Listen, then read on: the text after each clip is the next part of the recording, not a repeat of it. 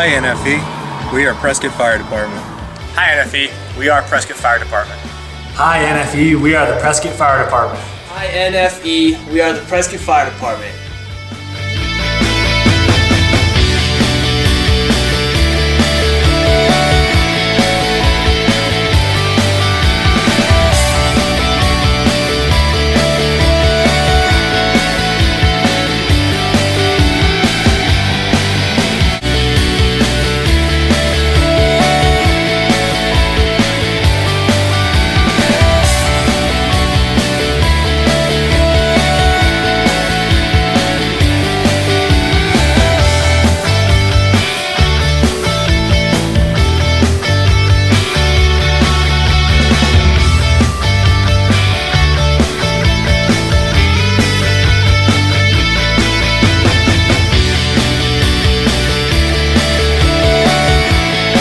So I was talking about the people here. They're still very friendly.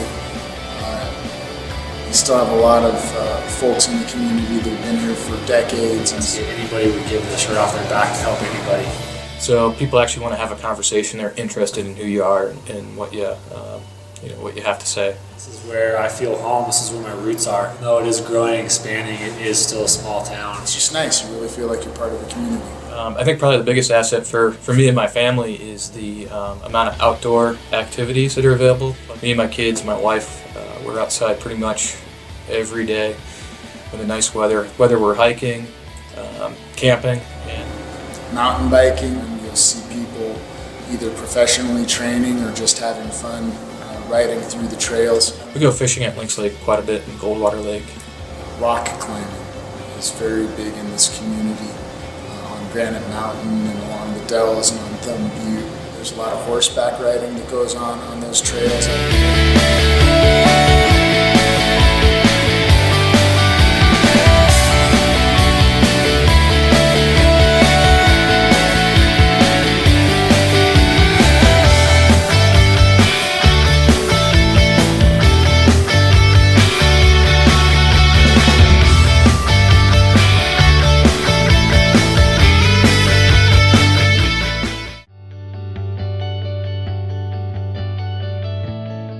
The types of calls we get are all over the map. So I've been to ATV rollovers, to calls where people have fallen off cliff faces.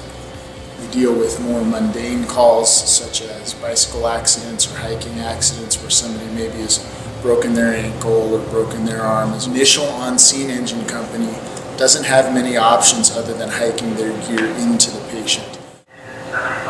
That equipment is your heart monitor, your drug box, something that we call a trauma box, which has just your splints and bandages and the like, and then an airway box, which we would use for giving people oxygen. So you're looking at a lot of gear, a lot of weight that they're having to hike in potentially miles.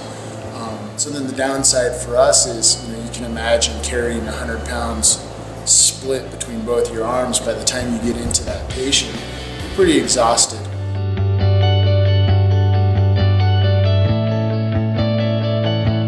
Wildland fires don't always happen on the sides of roads.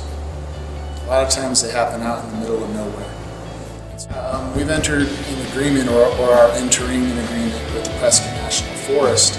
I think we've seen a lot of incidents over the last handful of years on all types of fires where we realize that we need to improve our service to our firefighters. We're excited about this. All of our fire managers are excited about this new initiative to focus on our smaller fires and have this advanced care.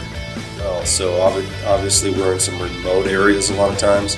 They got to carry a load of supplies that's light enough but sufficient enough to get to the areas that we are. And that's difficult sometimes. A lot of times they're too overloaded where they're carrying too much weight, their equipment is bulky. A lot of times they're just not able to get to us in a manner where then themselves have the energy to provide the care. It's become really important to them that they have a paramedic on scene early on in their fires. It's not just once it becomes big, but from the moment they have to respond until that fire is done. Just because you never know when something bad could happen. see, especially in our part of the world, we see a lot of dehydration cases. Okay, we see a lot of sprains and strains, whether it's knees, ankles. Obviously, on the more extreme end, we see the minor burn injuries. Moms landing on legs, people getting cut by chainsaws, people getting cut by tools, fall injuries, broken ankles, broken legs, broken wrists. With what happened in Yarnell with the 19, and rightly so, that it's caused industry-wide everybody to reevaluate their safety standards.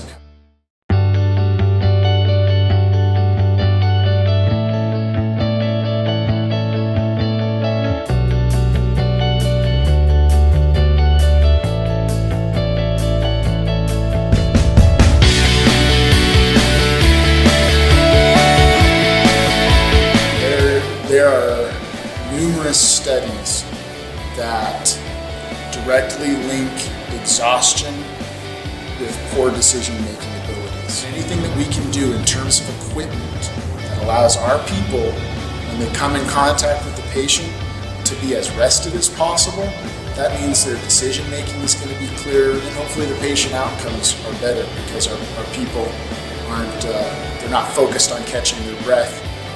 The answer to that would be equipment that we can carry easier, like in a backpack or in a backpack type format. If those patients can be reached with a backpack and the medic could have a backpack on, then I think that would greatly improve patient care and patient outcome because the response time would be quicker. Once again, you got to have quality, lightweight equipment where you can get access to some of this backcountry. When it comes to equipment like that, it directly impacts our community